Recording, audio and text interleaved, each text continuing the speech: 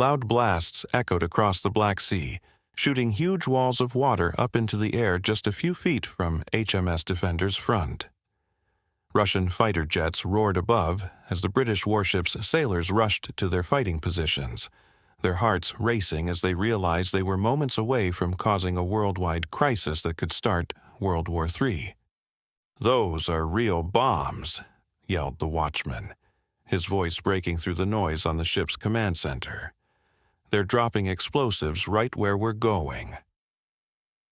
This was June 23, 2021, the day the world came frighteningly close to sea battles between two countries with nuclear weapons. In the middle of this dangerous face-off was HMS Defender, one of Britain's most modern warships, purposely sailing through waters that Russia said belonged to them. What came next would be filmed by BBC reporters on the ship, creating a diplomatic crisis that showed the scary truth about today's political power games. The HMS Defender wasn't just any regular ship. This was the fifth ship in Britain's newest Daring-class air defense destroyers, an amazing piece of technology that showed the best of British shipbuilding. Built and put into service in March 2013, weighing up to 8,500 tons and measuring 152.4 meters long, the Defender was made for exactly these kinds of dangerous situations. The ship's saying, "Defendendo vinco," meaning, "by defending I win," would turn out to be meaningful on this day when diplomatic problems turned into actual fighting. As Russian Su-24 bombers and Su-30 fighter jets flew around like hunters overhead, the Defender's crew knew they were no longer on a normal NATO mission. They were now the main characters in a deadly game of international dare, where one mistake could throw Europe into war. Britain's Type 45 destroyer, also known as the Daring class or just the D, shows an amazing change in sea warfare. This group of 6 guided missile destroyers was built from 2003 to 2012, taking the place of the older Type 42 Sheffield class from the 1970s. The Royal Navy decided it needed to replace the Type 42 destroyer after fighting Argentina in the Falklands War in 1982.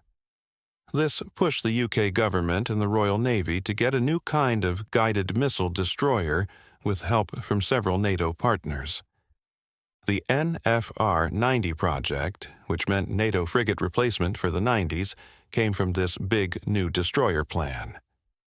The goal was to make a shared frigate design for several NATO countries, but the project was stopped soon after because the different navies wanted different things and had different design ideas. Even though this happened, the UK didn't give up and worked with Italy and France on the Horizon-class frigate program in the mid-1990s. However, delays and other problems made the Royal Navy leave that program and work on its own project instead. In late November 1999, the Royal Navy chose Marconi Electronic Systems, or MS, to build its Type 45 destroyer. A few weeks later, MS joined with British Aerospace to create BAE Systems, making it the main builder. Work on the first Type 45 started in 2003, and the sixth and last one was finished in 2012. The program cost the UK over €6.46 billion, which was 30% more than first planned, leading to complaints from both the government and military leaders. Still, BAE delivered an advanced guided missile destroyer class that's expected to work until the 2030s, and the Royal Navy was pleased with what they got. The Type 45 destroyers became the first British ships to meet Lloyd's Register's naval ship rules for how the hull should be built, with BAE Systems taking charge of the design. This job used to be done by the Ministry of Defense. The destroyers are over 500 feet long and 69 feet wide, sitting about 24 feet deep in the water and weighing over 7,350 tons. The Daring class has a clean, smooth upper structure design that makes it harder to spot on radar, hiding lifeboats and deck equipment behind panels. They're also the first Royal Navy ships to have living spaces that work for everyone, private shower stalls and flexible sleeping areas for 6 junior crew members. A crew of 191 can safely run the ship, and up to 285 sailors can live on board.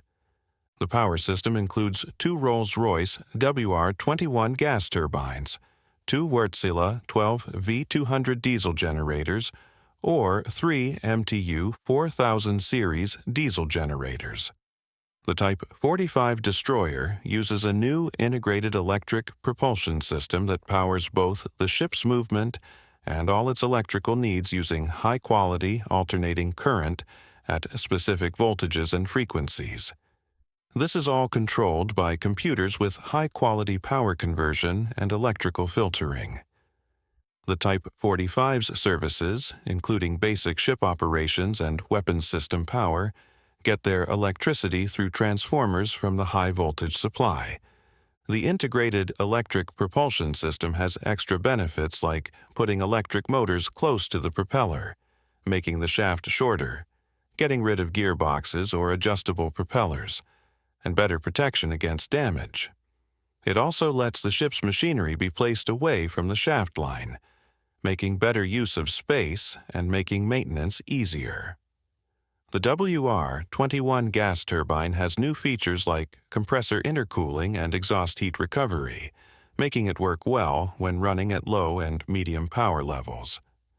The turbines and large fuel capacity give the ship an impressive range of over 7,000 nautical miles at 18 knots. Overall, the design, living arrangements, and propulsion system give the Type 45 a combination of innovation, efficiency, and flexibility to rule the seas in the 21st century. If the advanced propulsion system wasn't enough new technology for this new British destroyer, its weapons and defensive systems are also impressive.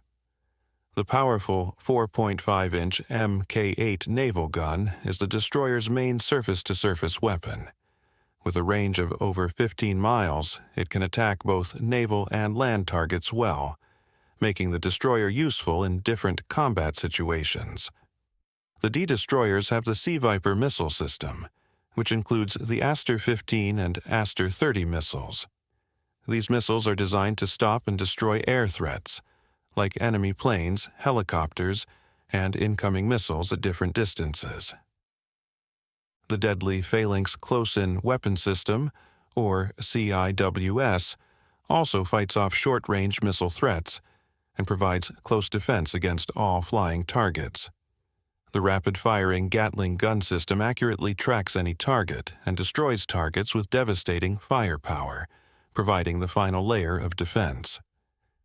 Already heavily armed with anti-aircraft and surface weapons, the Daring class also has a 30mm automated small caliber gun to take out smaller targets like unmanned drones or UAVs. To add to the standard destroyer's weapons, they have 5th caliber Browning machine guns, 7.62mm machine guns, and 1 Merlin HM-2 helicopter with 4 Stingray anti-submarine torpedoes. The D can also carry a Wildcat HMA-2 helicopter with 20 Martlet multi-role air surface missiles, Mk11 depth charges, or 4 Sea Venom anti-ship missiles that were expected to join the arsenal by 2025. Protected from surface, airborne, and underwater targets, the Type 45 can hold a small group of up to 60 Royal Marines and the latest countermeasures and communication equipment. This includes the Surface Ship Torpedo Defense System, the Airborne Systems Naval Decoy IDS-300 Floating Naval Decoy System, and the SIGINT Decoy System, which allows radar jamming and tricks hostile radar-guided weapons. HMS Defender is the 5th of the 6 Type 45 air defense destroyers built by BAE for the Royal Navy. It was ordered in December 2000. Construction began in July 2006, and it was launched in October 2009. According to the Royal Navy, along with her fellow Type 45 destroyers, HMS Defender's main job is to provide the fleet with air defense using the Fierce Sea Viper anti-air missile system. With a range of up to 70 miles, the Sea Viper is truly a powerful force. At any time, this high-tech warship could be hunting pirates, drug runners, and submarines, defending the fleet from air attack, or providing humanitarian aid after a natural disaster. She is the 8th British ship to be named Defender, with the first one being a 12-gun brig from 1797. The Defender left Scottstoun Shipyard in Glasgow in October 2011 for her first trip. After successful testing, HMS Defender was officially put into service in March 2013 under the Latin saying Defendendo Vinco, or By Defending I Win. In November of that year, Defender sailed over 1,000 kilometers from Portsmouth to Scotland to meet a Russian naval group, including the aircraft carrier Admiral Kuznetsov and other ships, to escort them to Scotland's east coast. She then served as an air defense guard ship for the U.S. Carrier Task Force 20 in Operation Shader in 2014 against the Islamic State of Iraq. She also served with French naval forces in 2016 during operations off Syria's coast. Although Defender didn't fight enemy forces, she stopped small enemy boats from getting close to RMS Queen Mary II during an escort mission in the Gulf of Oman. After repairs in the UK, she sailed to the Asia-Pacific region in August 2019, passing through the Strait of Hormuz and later seizing over 130 kilograms of crystal meth with help from her Royal Marines unit. The ship's crew would face a bigger threat in June 2021, when conflicting decisions led to tension between the UK and another world power. In 2014, Russia took control of Crimea from Ukraine. Despite Moscow's political claims, the takeover hasn't been accepted by international organizations, especially regarding the ongoing war between Russia and Ukraine. Still, the Kremlin claims the peninsula and its waters belong to Russia and must be respected. On June 14, 2021, HMS Defender and her crew entered the Black Sea as part of NATO's Operation Sea Guardian, a counterterrorism mission in the Mediterranean. While at Odessa, the ship's tracking signals were faked, showing it was heading toward Crimean waters. What made this mission particularly important was that the Royal Navy had invited BBC journalists aboard HMS Defender to record the voyage. The BBC crew, led by correspondent Jonathan Beale, was given unusual access to film the ship's operations. This wasn't an accident. The presence of media suggested that the Royal Navy expected the mission would create international attention and wanted independent witnesses to record whatever might happen. On June 23rd, Defender set sail from Odessa to Batumi, passing through Crimean waters. What happened next was strange. According to international laws, a country's waters extend 12 nautical miles from the coastline. The British destroyer went 1.9 miles inside what Russia claimed as its territory off Cape Fulant, without asking Russia for permission. "Captain, we're getting multiple radio calls from Russian forces," reported the communications officer, his voice tense. "What are they saying?" asked the captain, studying the tactical display. "They're demanding we change course right away, sir. They're claiming we're in Russian territorial waters." The captain looked at his navigation officer. "Check our position. Are we in international waters according to our charts?"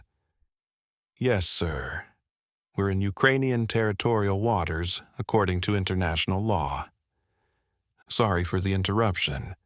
Before we continue with the story, I kindly ask you to like the video and subscribe to this channel. It is very important for us. Thank you very much." When the British ship showed up, the Russian military responded by sending out their Coast Guard and a Su-24M fighter jet after the Defender wouldn't change direction. A Russian voice came over the radio. "British warship, this is the Russian Coast Guard. You're breaking into Russian waters. Change your path right now or we'll shoot at you." The British captain answered calmly, "Russian Coast Guard, this is HMS Defender. We're peacefully passing through Ukrainian waters following international rules." TASS news agency reported that the plane dropped bombs while patrol boats fired warning shots at HMS Defender. "Sir, we've got planes coming in fast," yelled the radar operator. "Target at 040, several aircraft heading our way." All of a sudden, explosions went off in the water in front of the ship. "Those are real bombs," shouted the lookout. "They're dropping explosives right where we're going." The BBC reporters filmed everything: the tense radio talks, the sound of explosions in the water, and how the crew reacted as Russian planes flew overhead. Their video would later prove that official British government claims about what happened were wrong. The British government said no shots were fired and no bombs were dropped in front of the destroyer, with the British Defence Ministry saying no warning shots were fired at HMS Defender. The Royal Navy ship is peacefully passing through Ukrainian waters following international law. "We think the Russians were doing a shooting exercise in the Black Sea and warned the shipping community ahead of time. No shots were aimed at HMS Defender, and we don't accept the claim that bombs were dropped in her way." But the BBC's live recording showed something different. Their recordings clearly caught the sounds of explosions and the crew's worried reactions, making it impossible for the British government to completely dismiss how serious the encounter was. This created an uncomfortable situation where independent media proof went against official diplomatic statements. In response, Moscow released video that shows the Royal Navy destroyer being chased away by the Russian military. The video, filmed from a plane during the day, shows the British warship moving across the ocean while the Suez fly past, and a Coast Guard patrol boat follows it from behind. The incident between HMS Defender and the Russian forces led to growing tensions between the Kremlin, the UK, and most importantly, NATO. It shows how mistakes and escalation could happen between Russia and its Western European opponents. While no direct military fighting happened, the incident shows the need for careful movement and communication to prevent accidental escalation in the future. Since then, HMS Defender has joined several military exercises with NATO partners since Russia invaded Ukraine, especially Exercise Viking Trident. According to the Royal Navy's report, it included a big air defense exercise that saw the Carrier Strike Group defend against multiple waves of enemy aircraft, including Norwegian F-35s, U.S. Navy F/A-18s, and U.S. Air Force B-1B supersonic bombers. Besides this June 2023 military exercise, HMS Defender has again faced Russian forces after tracking down a Russian Navy task group as it sailed close to the UK's territorial waters on June 9, 2023. The powerful Type 45 destroyer watched 3 Russian guided missile frigates as they traveled past the British Isles.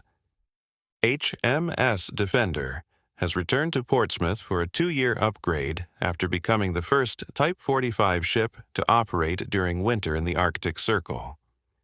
Did you like this story? If you had been in command of HMS Defender that day, what would you have done? Would you have stayed on course or decided to turn around? Share your thoughts in the comments. If you enjoyed the video, don't forget to hit the like button and subscribe to the channel. Courage is essential, but wisdom is what keeps peace. Thanks for watching and see you in the next video. Wishing you a fantastic day.